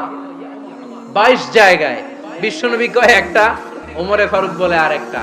আল্লাহ বলে, বিশ্বনবী আপনার পক্ষে আমি আয়াত নাজিল করতে পারলাম না, আমি ওমরের পক্ষে নাজিল করে দিলাম। বিশ্বনবী বলতেন, ইন্নালি কুল্লি উম্মাতিন মুহাদ্দাস, সব উম্মতের মধ্যে, সব নবীর উম্মতের মধ্য থেকে একজন করে আল্লাহ তাকে মুহাদ্দিস বানাতো। মুহাদ্দিস না, মুহাদ্দাস। মুহাদ্দাস মানে এমন লোক যিনি যা ভাবতো ওই ভাবনাটাই আল্লাহ আয়াত হিসেবে নাজিল করে দিতেন। বিশ্বনবী বলেন, আমার উম্মতের মধ্যে মুহাদ্দাস হচ্ছে সাইয়েদনা ওমর। মদিনার সবচেয়ে বড় মুনাফিকের নাম আব্দুল্লাহ ইবনে উবাই ইবনে সালুল। সব মুনাফিকদের সরদার, কিন্তু এই মুনাফিকের ছেলেটা হলো পাক্কা ইমানদার। এই ছেলের নাম হলো আব্দুল্লাহ। আওয়াজ করে বলেন ছেলের নাম কি?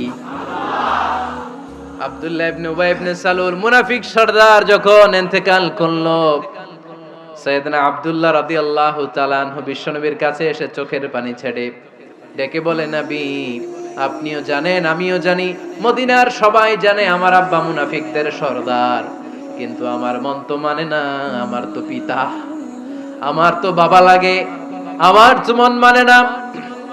আপনিও জানেন মুনাফিক, আমিও জানি মুনাফিক। নবী আপনার দরবারে কিছু আমি চাই না, আপনার গায়ের একটা জামা দেন, আপনার জামাটা পরিয়ে আমার বাবারে দাফন দিব।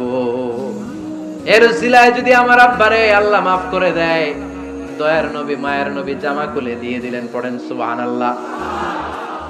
আব্দুল্লাহ রাদিয়াল্লাহু তাআলা আবার আবদার চললেন, নবী জানি আমার বাবা মুনাফিক, কিন্তু আমার তো বাবা, আপনার দরবারে ফরিয়াদ, আপনি নিজে যে আমার বাবার জানাজার নামাজের ইমামতি করবেন। দয়ার নবী মায়ার নবী জানাজার নামাজে যেতে চাইলেন। ওমরে ফারুক বললেন, নবী না, খবরদার আপনি উবাই ইবনে সালুলের জানাজায় যাবেন না। বিশ্বনবী জোর করে যেতে চাইলেন। সাইয়েদনা ওমরে ফারুক বিশ্বনবীর জামা পেছন থেকে টেনে ধরলেন। আল্লাহু আকবার। টেনে ধরলেন, যাবেন না আপনি। ওমর ফারুকের হাত থেকে হ্যাচকা টান মেরে জুব্বা টান দিয়ে বিশ্বনবী জানাজায় চলে গেলেন। রব্বুল আলামিন আয়াত নাজিল করলেন, ইস্তাগফির লাহুম আও লা তাস্তাগফির লাহুম ওয়া ইন তাস্তাগফির লাহুম ৭০ মাররাতান ফালান ইয়াগফিরাল্লাহু লাহুম। নবী গো, একবার নয়, দুইবার নয়, ৭০ বারও যদি এই মুনাফিকের জন্য আপনি ক্ষমা চান, তার জন্য ক্ষমা নাই, তার জন্য আছে জাহান্নাম। ওয়ালা তাকুম, আপনি যাবেন না আলা কবরি, কখনো তাদের জানাজায় যাবেন না। এই যে একটা ভুল করে ফেলছেন, এটা এইবারই শেষ, এরপরে আর যাবেন না। সাইয়েদনা ওমর ফারুকের পক্ষে আল্লাহ তাআলা কোরআনের আয়াত নাযিল করে দিলেন। চিল্লায় পড়েন আল্লাহু আকবার। এভাবে 22টা জায়গায় ওমর ফারুক যা বলেছে, এটা নিয়ে একটা আলাদা আলোচনা হইতে হবে, আলাদা একটা আলোচনা লাগবে যে 22টা আয়াতে আল্লাহ তাআলা বিশ্বনবীর পক্ষে কোরআনের আয়াত নাযিল না করে সাইয়েদনা ওমর ফারুকের পক্ষে আয়াত নাযিল করেছেন। চিল্লায় পড়েন সুবহানাল্লাহ।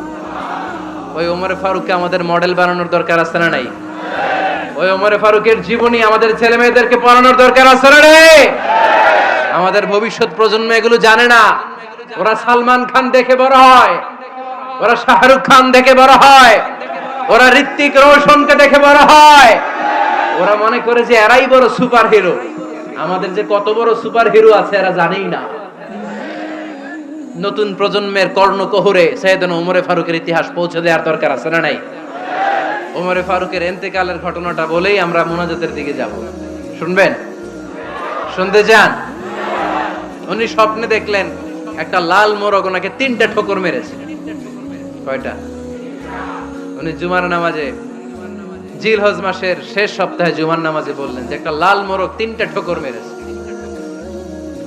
মুগীরা ইবনে শুবা রাদিয়াল্লাহু তাআলা আনহুর দাস আবু লুলু আল মাজুসি, এই লোকটা খঞ্জর বানাতে পারত। মুগীরা রাদিয়াল্লাহু তাআলা আনহুর দাস। মুগীরা প্রতিদিন 4 দিরহাম করে চার্জ করত, যেহেতু দাস। সে এসে বিচার দিল, আমিরুল মুমিনিন, মুগীরা আমার থেকে বেশি টাকা চায়, জুলুম করে। ওমর ফারুক বললেন, তাই? তুমি কি কাজ জানো? বলে, আমি খঞ্জর বানাতে জানি। বাড়ি কই? পারস্য। আরে তুমি খঞ্জর বানাতে জানলে তো 4 দিরহাম অনেক কম, সে তো আরো বেশি টাকা নেওয়া দরকার ছিল তোমার থেকে। আবু লুলুর এই কথা পছন্দ হয় নাই। সে কয়, ওমর তুমি সবারে দয়া দেখাও, আর আমার ক্ষেত্রে কঠিন নিয়ম বানাইলা, দাঁড়াও এই নিয়ম তোমার আমি দেখাবো। এই রাগে সে বাড়িতে যে একটা খঞ্জর বানালো। কি বানালো? খঞ্জর চিনেন? ছোট্ট ছুরি। কিছুদিন আগে ওমানের সুলতান কাবুস ইন্তেকাল করেছে, জানেন আপনারা? ওনার এই কোমরের মধ্যে খঞ্জর থাকতো, ছবিতে দেখছেন? আরব শায়েখ যারা সুলতান আমির, কোমরে কি থাকে? ছোরা থাকে, খঞ্জর। সে বাসায় যে একটা খঞ্জর বানালো, যেই খঞ্জরের 2 মাথা, লাহু রাসান ওয়া মাকবাদাতুহু ফি ওয়াসাতি, আর ধরার হ্যান্ডেলটা মাঝখানে, এদিকেও ছুরি এদিকেও ছুরি, যাতে এইভাবে মারা যায়। সে ধার দিতে লাগলো আর বলল, ওমর দাঁড়াও তোমারে আমি দেখাবো। ওমর ফারুক মসজিদে নববীর ইমাম, ফজরের নামাজের সময় এ আবু লুলু আল মাজুসি বুরনুস পরে, চাদর পরে লুকিয়ে লুকিয়ে, সে অগ্নি উপাসক, মুমিন নয়। ওমরে ফারুক অ্যাটাক করার জন্য গেলেন মসজিদে নববীতে। ওয়াকানু ইউসাল্লুনা বিগালাস, তখন ওনারা অন্ধকারে নামাজ পড়তো। নামাজের সময় যখন হলো, লুকিয়ে লুকিয়ে প্রথম কাতারে ওমরে ফারুকের পিছনে মুয়াজ্জিনের পাশেই দাঁড়ালেন, হাতে খঞ্জর। একামত হলো, ওমরে ফারুক সালাত শুরু করলেন, ফজরের সালাত। আল্লাহু আকবার, নামাজ শুরু করলেন, সূরা ফাতিহা বললেন। আরেকটা সূরা যখন পড়তে যাবেন, in the meantime Abu Lulu এই খঞ্জর নিয়ে ওমরে ফারুকের বুকের মধ্যে 3টা স্টেবিং করলেন। একটা মারলেন নাভির নিচে, মারার সাথে সাথে পাকস্থলী কেটে গেল। আরেকটা মারলেন পাজরে, পাজর ছিঁড়ে গেল। 3টা মারার পরে ওমরে ফারুক বললেন, কাতালানি আল কাল, এক কুকুর আমাকে মেরে ফেলেছে। পেছন থেকে এক সাহাবীকে টান মেরে সামনের দিকে নিয়ে গেলেন, তুমি নামাজের ইমামতি করাও। আর ওমরে ফারুককে বাকিরা ধরাধরি করে পেছনে নিতে আরম্ভ করলেন। আর এই আত্মাই আক্রমণ যে করেছে, সে কাতারের মাঝখান দিয়ে যেতে আরম্ভ করলো আর 2 দিকে ছুরি মারতে আরম্ভ করলো। 13 জন সাহাবীর গায়ে ছুরি মেরেছে, 7 জন সাহাবা স্পট ডেথ, জায়গায় মৃত্যু। এই ভয়ঙ্কর অবস্থা দেখে এক সাহাবী বুরনুস, এক ধরনের জুব্বা আছে মাথাওয়ালা, অনেকে জ্যাকেট পরছেন না এরকম মাথাওয়ালা, লম্বা জুব্বা আছে, আরবরা শীতে পরে মাথাওয়ালা। এই মাথাওয়ালা জুব্বা বের করে এক সাহাবী জালের মতো তার দিকে উড়ায় মারল। ওই বুরনুসের মধ্যে পেঁচিয়ে আবু লুল মাটিতে পড়ে গেল আর সুইসাইড করে ফেলল, নিজের বুকে নিজে মেরে আত্মহত্যা। যেই সাহাবীকে ইমামতির জন্য দাঁড় করালেন, উনি ছোট্ট সূরা দিয়ে প্রথম রাকাতে সূরা আল কাউসার, দ্বিতীয় রাকাতে সূরাতুল ইখলাস দিয়ে নামাজ শেষ। ওমরে ফারুক বেহুশ। ওমরে ফারুক কি বেহুশ। সবাই কান্নাকাটি করতেছে, সবাই দেখতে গেলেন, এখন হুঁশ ফিরে না। মুখের মধ্যে, মুখ খুলে রাষ্ট্রের চিকিৎসক মুখের মধ্যে দুধ দিলেন, ওই নাভি দিয়ে দুধ বের হয়ে যায়, পাকস্থলী কেটে ওখান দিয়ে দুধ বের হয়ে যাচ্ছে। তারা বললো ওনারে বাঁচানো সম্ভব না, দেখেন হুঁশ ফিরে কিনা। হুঁশ ফিরলে ওনার পরে কে আমির হবে, উনি যেন প্যানেল ঠিক করে দিয়ে যায়। সবাই তাকিয়েছে ওমরে ফারুকের চোখের দিকে। আল্লাহর মেহেরবানিতে ঘন্টা খানিক পরে উনি চোখ খুললেন। চোখ খোলার পরেই বলেন নাই, ও মা আমি মরে যাই। চোখ খোলার পরে উনি বলেন নাই, কে মারলো আমারে। চোখ খোলার পরে উনি বলেন নাই, আমার পরে নেতা কে হবে। চোখ খোলার পরে সর্বপ্রথম কথাটি ছিল, আসল্লান নাস, আমার নেতৃত্বে যে ফজরের নামাজটা শুরু হয়েছিল, এটাকে ঠিকমতো তোরা পড়েছিলি? আমার নেতৃত্বে যে ফজরের জামাত শুরু হয়েছিল, সেটা ঠিকঠাক মতো সমাপ্ত হয়েছিল কিনা আগে বল।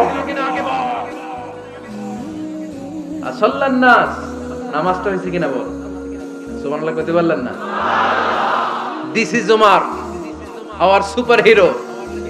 নেতা অনেকগুলো লাগে না, এরকম নেতা একটাই যথেষ্ট, যে গোটা বিশ্বকে কাঁপায় দিতে পারে। চিল্লায় বলো ঠিক কিনা? আমরা চাই আমাদের ছেলেগুলো ওমরে ফারুকের মতো বড় হোক। আমরা চাই আমাদের ছেলে মেয়েগুলো খাব্বাব, খুবাইব, সাইয়েদনা আলী, উসমান, আবু বকর রাদিয়াল্লাহু তাআলা আনহুর অনুসরণে বড় হোক, ঠিক কিনা? আমরা একটা ওমর চাই, যিনি আমাদেরকে সালাতের শিক্ষা দিয়ে গিয়েছেন, ইন্তেকালের আগে বলেছেন সাল্লান নাস। এজন্য আমরা যেন নামাজ কখনো নষ্ট না করি। আল্লাহর জমিনে দ্বীন বাস্তবায়ন আসাদ্দুহুম ফি আমরিল্লাহি ওমর। ওমর রাদিয়াল্লাহু তাআলা আনহুর মতো এত কঠোর কেউ ছিলেন না। তাই দ্বীন বাস্তবায়নে আমরা যেন কাউরে ছাড় না দেই। সবার আগে আল্লাহর দ্বীন, সবার আগে আল্লাহর কোরআন, সবার আগে আমার ইসলাম, ঠিক কিনা? চাইলেই কেউ এদেশ থেকে ইসলাম রে মিটায় দিতে পারবে না। যে দেশে আল্লাহু আকবার ধ্বনির সাথে সাথে সূর্য উঠে যায়, আল্লাহু আকবার ধ্বনির সাথে সাথে সূর্য ডুবে যায়, সে দেশে আর কিছু থাকবে না থাক, আমার ইসলাম থাকবেই। আর কিছু থাকবে না থাক, আমার কোরআন থাকবেই। সে ইসলামের সাথে থাকতে রাজি আছেন তো? কোরআনের সাথে থাকতে রাজি আছেন তো?